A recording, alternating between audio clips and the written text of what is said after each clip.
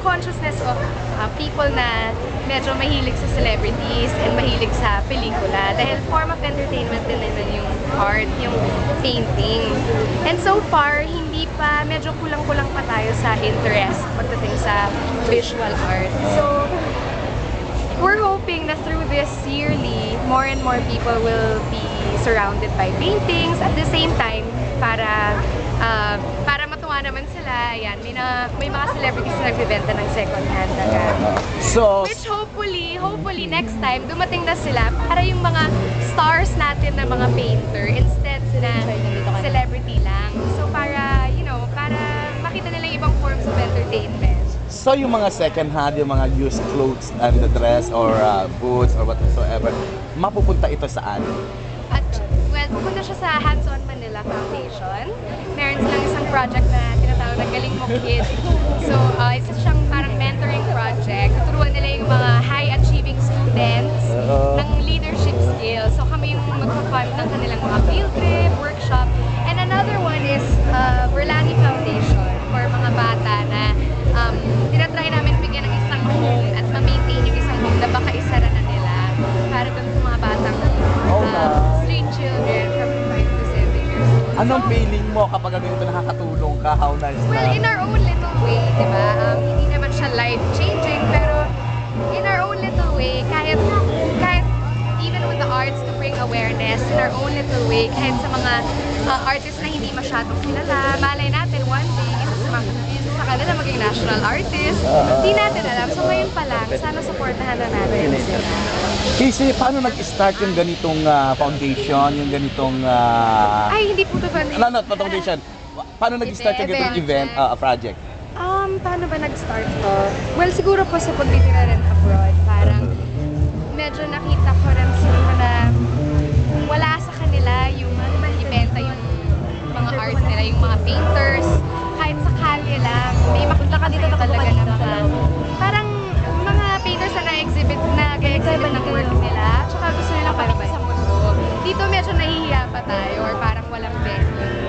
And hindi pa siguro tayo sanay din dahil nga mahal ang paintings, hindi maka-afford yung mga tao, so parang nilayan siya puwera na minsan. So sana, parang nung bumalik ako dito, medyo nakita kong kulang ng gano'n. Sana one day, makita ng mga tao na stars din sila and masaya rin makakita ng mga painting na kakaiba dahil makakapagbigay sa'yo din yun sa buhay, di ba? So kung pelikula, bakit kailangan mag-iba yung pagtingin nila sa paintings? Dahil visual din naman yun. Yung mga gamit dyan, yung mga clothes, so iba yung mga damit na yun? Yes, so may mga celebrities na may second-hand na gamit apart from yung paintings ng ibang artists na young and so far emerging. Yung mga celebrities natin, si Gary Valenciano, meron siyang booth for his old clothes, old items, old shoes. Ako, meron ako mga binibentang mga sapatos, mga bag. Kaya marami karamihan sa kanila galing pang abroad. So medyo mahal na konti. Pero mura. The more we earn, the more we can donate. Paubos na yun sa'yo, nagkatagal yung mga tao. Nagsusukat nga ako, may kasi sa akin, wala. Next time. Si Sharon, paano tinanggap to ni Sharon itong project nito? Nag-confide ka ba sa kanya na magkakaroon ka ng mga ganitong Well, happy naman po siya. Happy naman. Paano kasi sinuportahan ni Sharon? Well, binibigyan naman niya ako ng advice lagi about kung paano rin makaharap ng tulong sa ibang tao kung meron kang cause. Kasi these days, kung meron kang ma-generate na more than pwede mong ibigay na ikaw lang, mas okay para mas matulungan yung mga gusto mong matulungan. So, supportado ka niya. Yes. Pero wala siyang boot dito. Next year pa siguro, medyo busy kasi siya. Paano ka naman sinusuportahan dito ni Lino? Ni Lino? Yes. Siguro po bibisita siya mamaya. Ganon. Napaka-open yun na ni Lino ngayon, ano? Wala akong well yun. Sabi nga ni Sharon, tinanggap daw niya na buong puso si Lino kasi ang bait-bait daw. Kung one time na pumunta pa sila sa Wakwak, that was, siguro tulog ka gabi. Oo. Nakita kang paintings, yung royal table, di ba? Oo.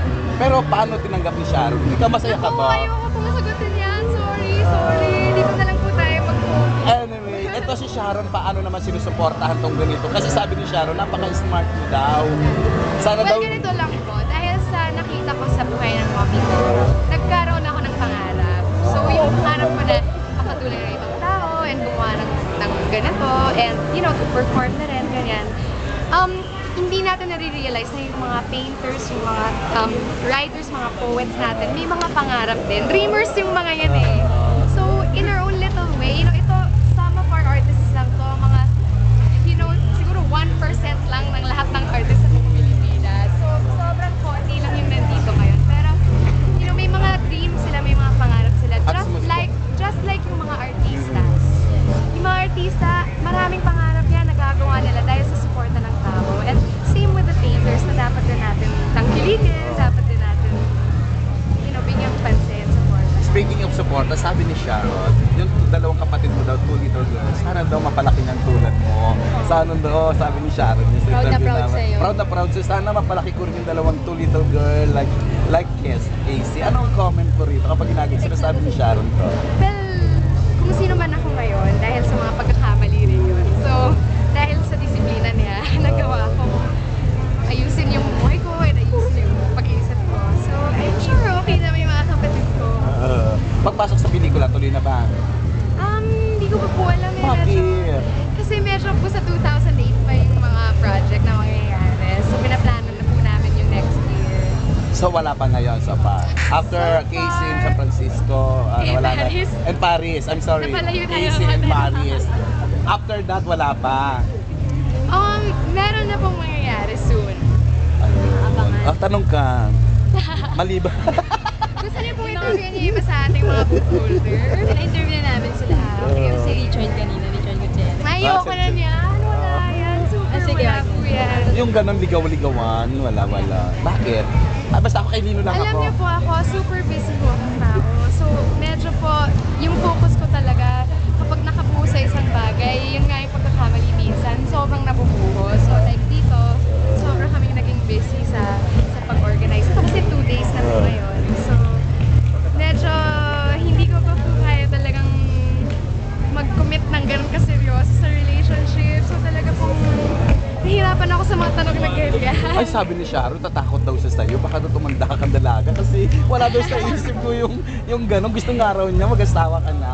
Ay, di ko Kaya po lang alam. ayaw raw niyang ipurso ka naman ng ganon. Kaya lang, wala daw talaga sa isip mo. Bakit? Hindi naman po sa wala sa isip, pero marami po akong gustong gawin. Baka tumanda ka naman dalaga. Ganda-ganda Hindi mo. ako tatanda na Baka naman sa sobrang busy mo, sa sobrang ano mo. Hindi naman o, hindi naman siguro. Sana hindi naman siguro. Mga ilang taon bago ka Ay, naku, mag-settle down. wala po akong idea dyan. Pero hopefully itong Artists Fair yearly at saka tumagal siya. And more artists pa sana yung sumali. Dahil po, hopefully mag-grow din po yung interest ng mga tao. Sa panawagan natin Kasi sa ating mga viewers. Mga between po rin yung mga painters na yan. Oo, eh, oo. syempre. Tapos case, pa-invite na lang po kasi papalabas ng Invite natin. Ladies. Oo, invite. Ay, nako, nandito po kami sa Eastwood, Central Plaza. Meron po some of our young Philippine artists na visual artists na katulad nito, kay Richard Tuason po ito, nandiyan po siya ngayon. Konti lang po ng mga painters natin sa buong Pilipinas ang nandito. Konti lang po talaga. Pero please support their art dahil po just like sinusuportahan natin yung mga paborito nating artista na yung ilan sa kanila may mga booths din dito for their second-hand items, we should also support our young painters. And more yan with each year para dumami pa yung painters natin sa venue. Yun na.